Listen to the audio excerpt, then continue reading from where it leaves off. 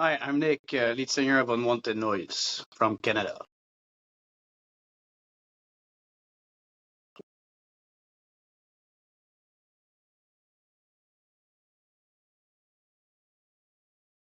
Thanks.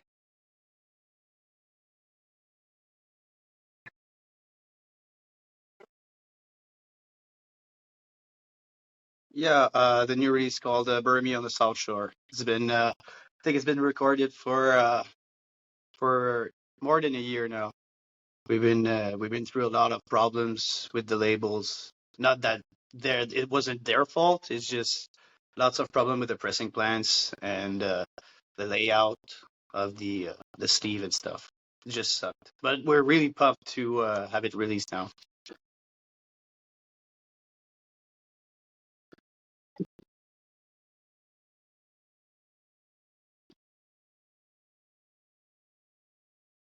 Recording. Yeah, it's still recording.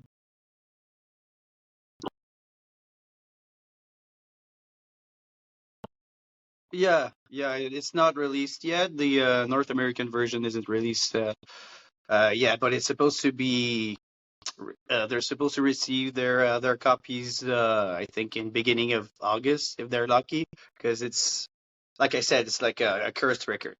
We've been working on that once for more than a year now, so it's kind of exhausting for all of us. But we're really, really, really pumped that it's starting. Like it's going out now.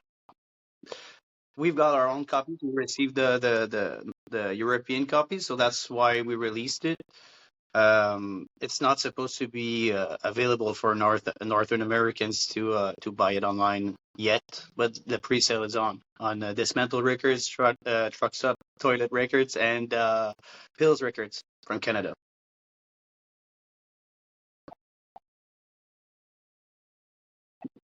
Yeah, yeah, we were supposed to receive it at first. We were supposed to release it for last September. We did a European tour, so that was the reason why we did the tour. It was because we had a European release, so it was supposed to be released then.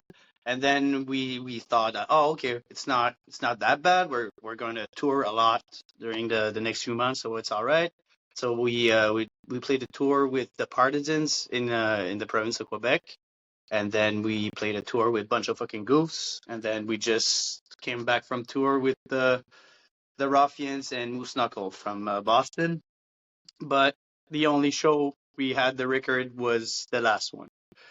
So yeah, it sucks, but at the same time, we're glad to have the great response from everyone. Everybody think this album's like the next level of our career. It doesn't sound like what we used to do. Yeah.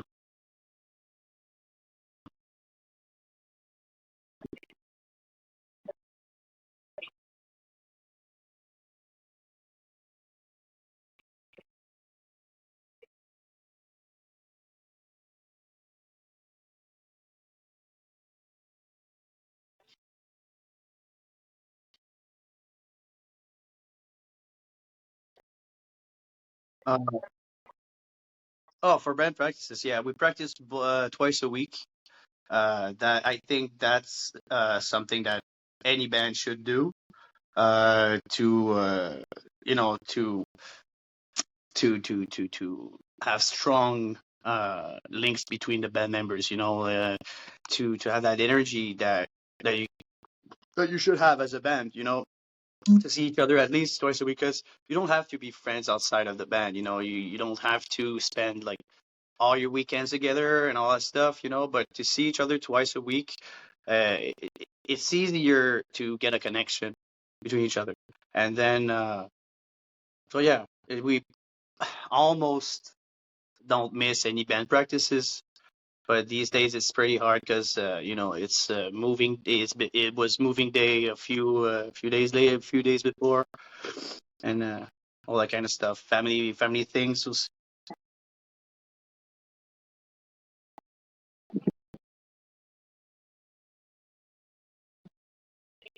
Yeah, yeah, yeah. You're 100%, 100%, and yeah. these guys are really fed up with me sometimes. So I'm glad we don't see each other that often. Yeah, it could be a mess. It could be a whole mess. It's been good. It's been good. The last few shows, we enjoyed ourselves. We wish we could travel more. Like I mean, like discover every city we play in, but sometimes you can't plan to visit the places. You know, you just have to play and then leave. So like the rides go well. You know.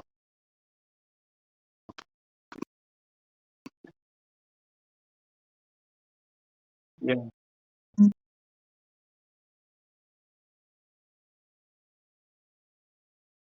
Uh, Let me think. I just remember like that was an old story with the Moose Knuckles. I think that was 2017, and we played Philadelphia, and then this show sucked because nobody showed up actually because there was conflict playing in a bigger venue. It was maybe 30 minutes away from the venue we were playing. It was supposed to be like an early show so people would come in, but nobody gave a shit because we were all unknown bands, you know. But then once we decided to go and reach the conflict show, uh, I think we were with Johnny of the Ghouls and not all Unwanted Noise. We were maybe half the band, but with the whole Moose Knuckle boys, and then all stuffed in one band. So we were all piled up over each other, and then anyway, it was a huge party. And then we came back to the Airbnb. We couldn't go to the show because I didn't have my passport, and my guitar player at that time wasn't 21. So we got refused at the door. Um, and they refused my ID. So then we went to the Airbnb and partied a lot. And then Mark fell asleep naked in the bathtub, but he had to play another show the day after with Conflict. So he had to leave early in the morning, right? We ate the ramen noodle bowls the night before as well. So we left. We had the leftovers all around the. It was a mess. And then once I woke up, I went downstairs to see the guy to wake up my boys, and Moose Knuckle already left, right?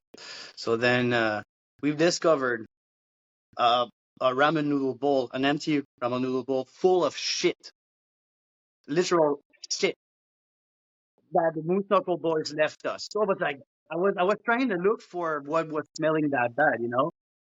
So I was trying to figure out what was smelling that bad, you know. So I was like looking all around, and then my old drummer Jiv was like, "Dude, what the hell is this?" So then I called them, and I called John, which was the guitar player at the time. I called him and was like, "You're fucking dirty. You smell like shit, and you shit in a fucking ramen bowl. That's fucking disrespectful. I paid for this Airbnb. It was on my card, so it was under my name. So it was like so. I was really really pissed at him, and then he told me I was sure 100% that it was him. But he said, "That's Mark. It's the poo poo guy." I said, "No, you forgot your sleeping bag here. I'm gonna take a shit in the sleeping bag and I'm gonna leave it into your car. I don't give a shit." So then things stayed like that until we got to Hartford at on that same night, and then Mark gave himself in. He was like, "Bro, that's me. I'm the poo poo guy." I'm like, "Fuck off." Anyways, it was funny. It was one of the most. I think that's the a story I will remember my whole life. Ever since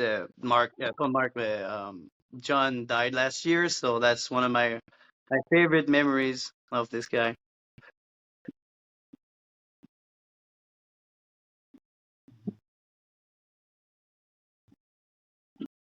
It was these big ramen noodle bowls, the ramen bowl.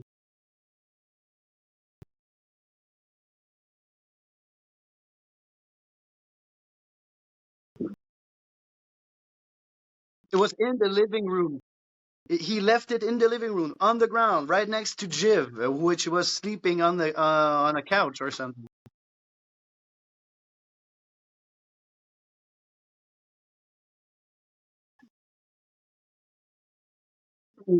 Yeah, But it wasn't his fault. In his defense, it was Mark's.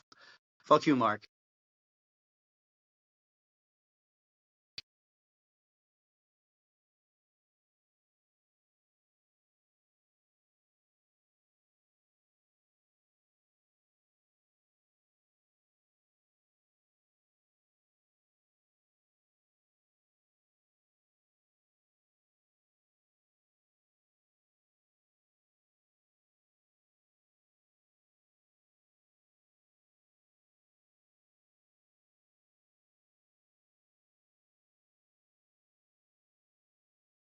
Oh, here.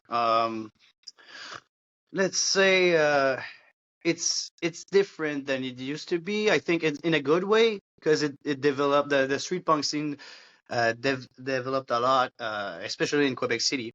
Maybe not in Montreal. It didn't change. I think that it's the same vibe.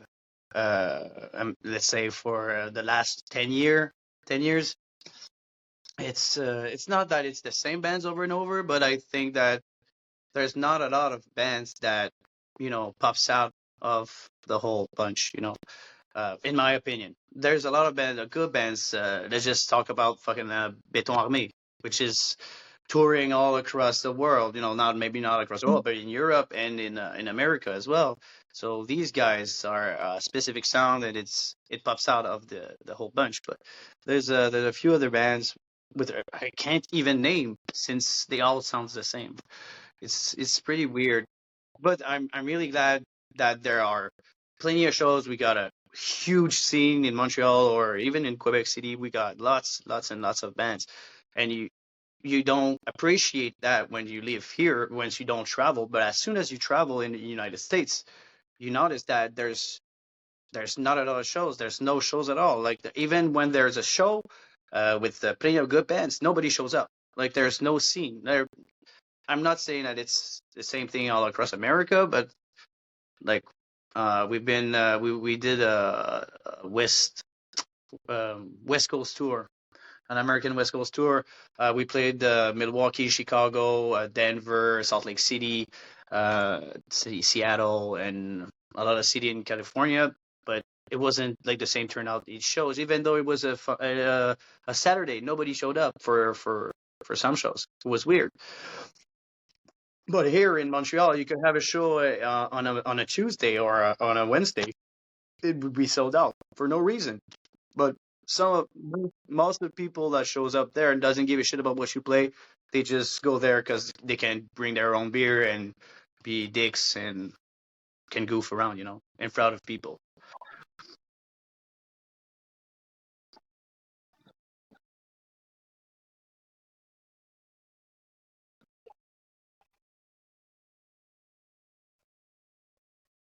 Yeah.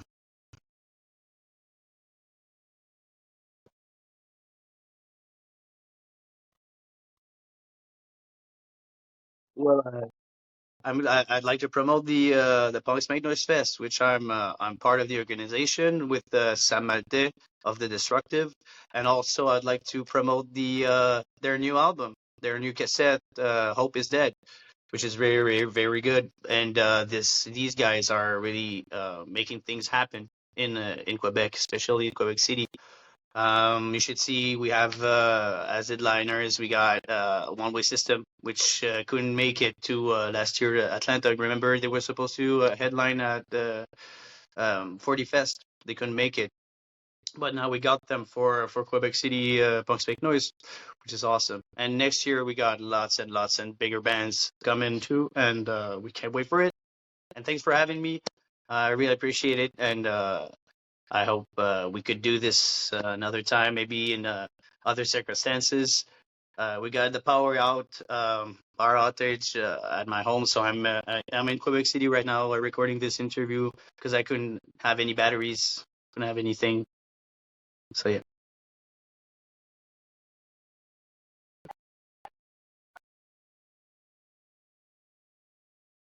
yeah, of course. Where are you coming to Syracuse, Studzilla? We're playing that's the next few. Oh,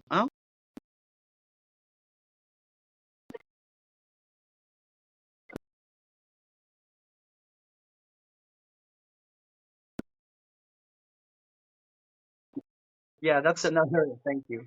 And that's another show I'd like to promote as well. Studzilla, the great lineup. I'm really excited. It sucks that we cannot bring our original bass player to come, but we got Brandon to fill in. Supposed to. As soon as he give me a response again. Yeah. Thank you. All right. Have a good day. Bye.